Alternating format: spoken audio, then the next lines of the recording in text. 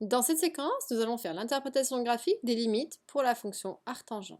Donc je vous ai redonné le graphe, donc deux limites à calculer, puisque en fait au bord de l'ensemble de définition nous avions deux limites, que je rappelle, donc qui est que la limite lorsque x tend vers plus l'infini de f de x qui valait pi sur 2, on le voit, lorsque x tend vers la droite, le y se stabilise au niveau de pi sur 2.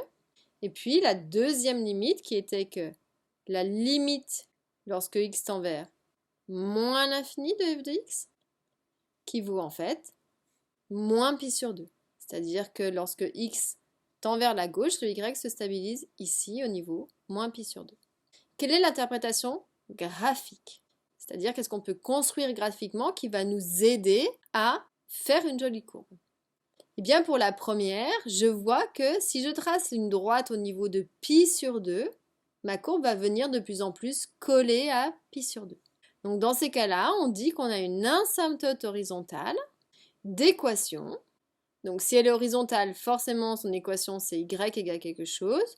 Donc là je suis au niveau pi sur 2. Donc ce sera y égale pi sur 2. Faites une pause sur la vidéo, essayez de faire maintenant l'interprétation graphique en moins l'infini.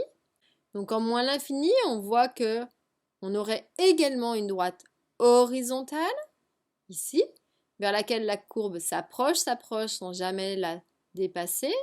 Donc on dira également qu'il y a une asymptote horizontale d'équation. Donc ici, si elle est horizontale, c'est forcément aussi y égale quelque chose. Eh bien, je suis au niveau moins pi sur 2. Donc en fait, la fonction arctangente a deux asymptotes horizontales. Donc pensez à les exploiter le jour où on vous demande de faire des graphiques.